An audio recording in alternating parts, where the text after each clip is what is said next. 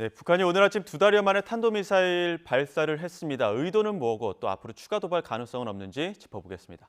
김열수 한국군사문제연구원 안보전략실장 모셨습니다. 어서 오십시오. 네, 안녕하세요.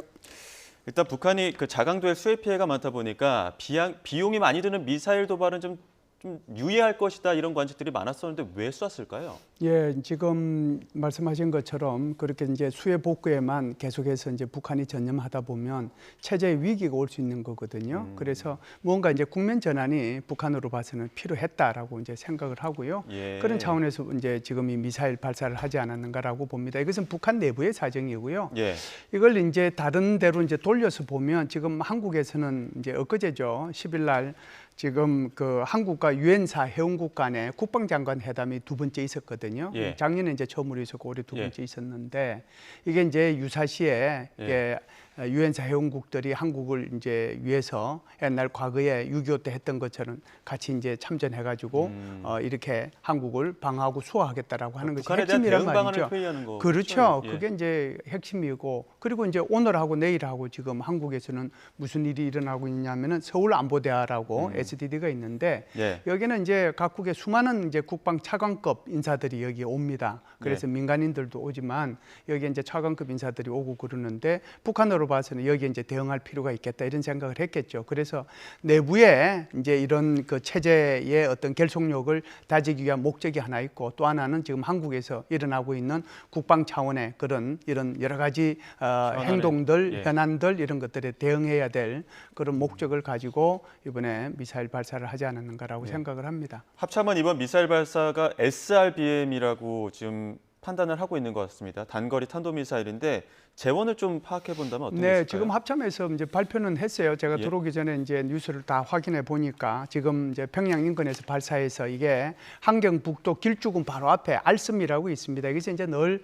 북한에서 그쪽으로 이제 발사를 하면은 이 알섬에 이제 명중하도록 하는 거거든요. 예. 이게 이제 거리가 한 360km 정도 됩니다. 그래서 만일에 이제 평양에서 이제 우리 한국 쪽으로 만일 발사를 한다면 그게 뭐 대전 이북이 되겠지만 전선 지역으로 내려와서 발사한다라고 하면 이게 뭐 계룡대를 포함해서 군산 지역까지 다 갈 수 있는 거거든요.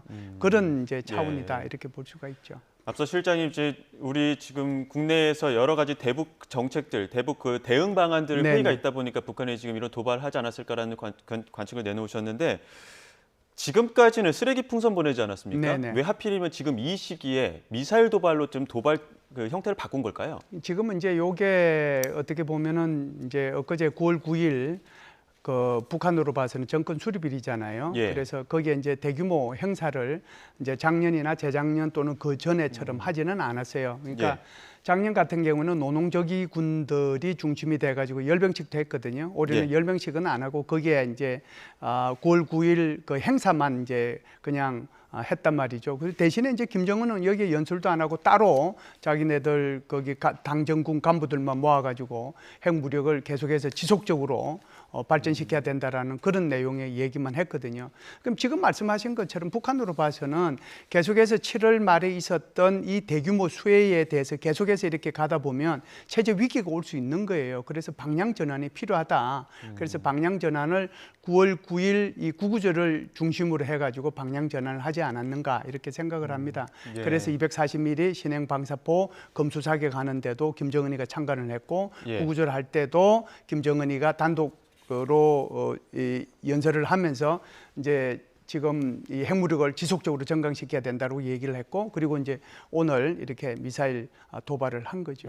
왜 하필이면 그 중에서도 SRBM이었을까? 그 중에서도 또 최근에는 신형 이동식 발사대를 공개했기 때문에 혹시나 이 이동식 발사대를 활용하지 않았을까 이런 추측들도 있는데요. 그것은요. 이동식 발사대를 공개한 것은 이것은 11축 22륜입니다. 예.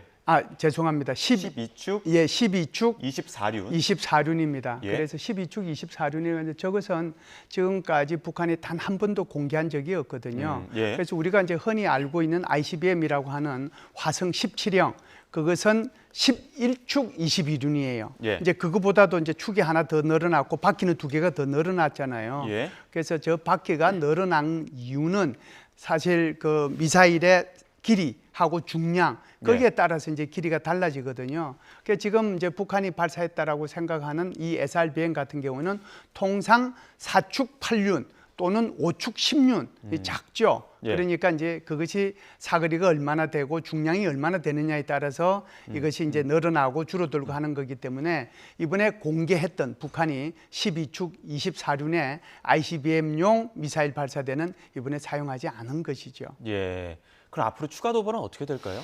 제가 볼 때는 추가 도발은 이제 곧 있을 거라고 생각을 합니다. 이제 해리스하고 트럼프의 선거가 이제 끝났기 때문에 예.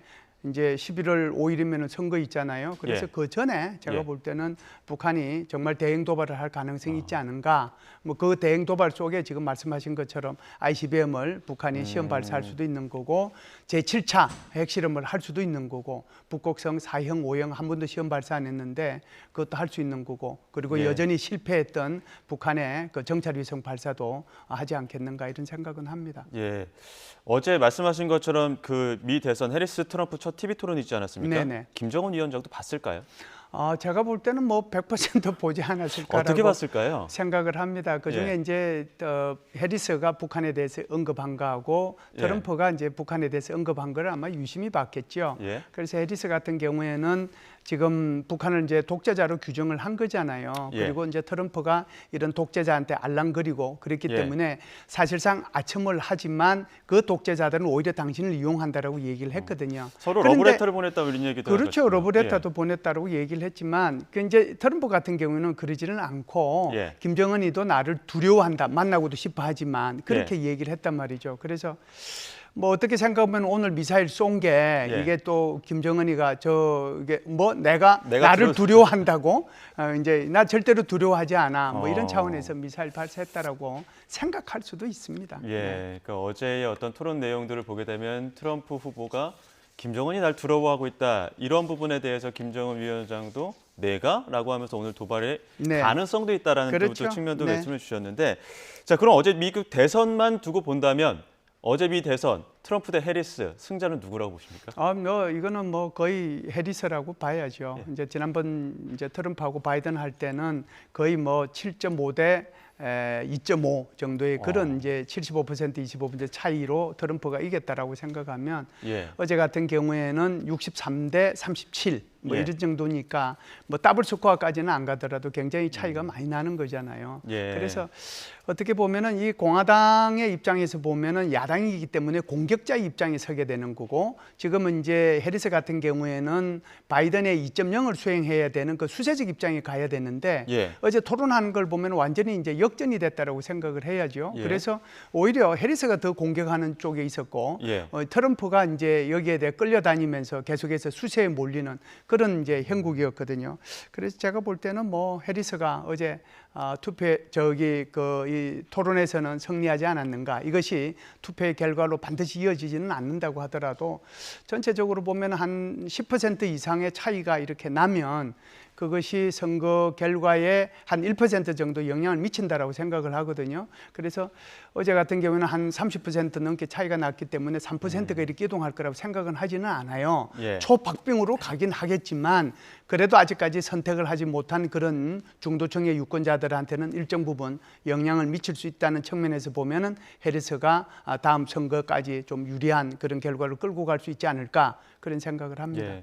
어제 또 중요한 부분들 중에 하나가 우리가 좀 주목해봐야 되는 것들 중에 한반도 외교 정책에 대해서 좀 두 후보가 어떤 좀 그 스탠스를 취하고 있느냐 이런 부분이었었는데 독재자 이야기로 좀 많이 주고받은 부분들이 있습니다. 아까 말씀하신 것처럼 김정은 위원장과 러브레터를 보냈다라는 어떤 해리스의 공세에 트럼프 후보가 그 방어하는 이야기들이 조금 오갔는데 이 부분 좀 어떻게 보셨습니까? 네, 뭐 전체적으로 보면 해리스 같은 경우에는 바이든 정책의 2.0을 추진할 거거든요. 그렇기 때문에 북한에 대해서도 원칙 있는 대북 정책을 추진할 거고 그리고 절대로 김정은한테 알랑거리지 않을 거다라고 하는 그런 원칙을 얘기를 해 왔었어요.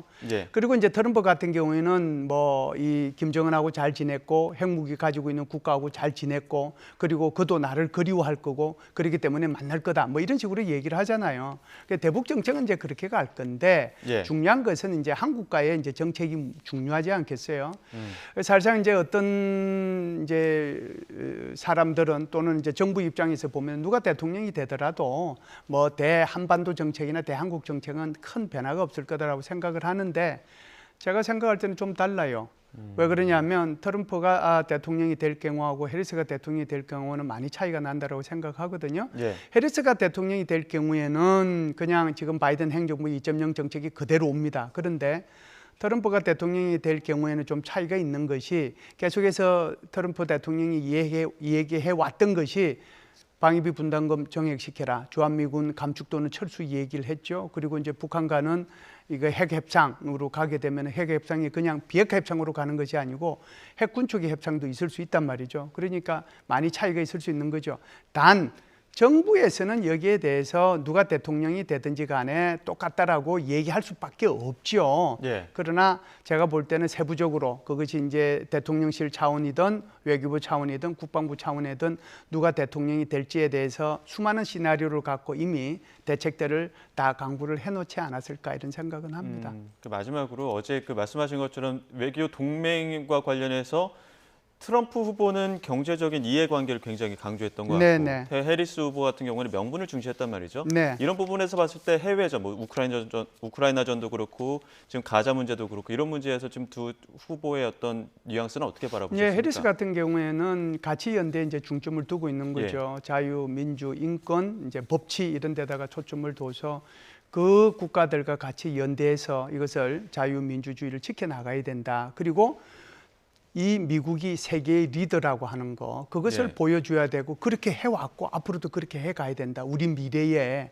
그런데 트럼프 대통령은 전혀 이제 그런 쪽으로는 얘기를 하지 않고 동맹국들도 거래적 관점에서 이제 대해야 된다라고 얘기를 하는 거거든요. 특히 이제 동맹국들이 오히려 우리를 이용해 먹고 있다라고 이제 얘기하고 있을 거니까 하고 있는 정도니까 동맹에 대해서는 이제 그냥 일반 이제 국가들하고 큰 차이 없이 대하겠다. 그것이 이제 유럽연합이든 나토든 그것이 한국이든 일본이든 이런 식으로 얘기를 하는 거죠. 그렇기 때문에 이 해리스가 바라보는 이런 동맹이나 우방국 또는 트럼프가 바라보는 동맹이나 우방국 여기에서 차이가 근본적으로 나잖아요.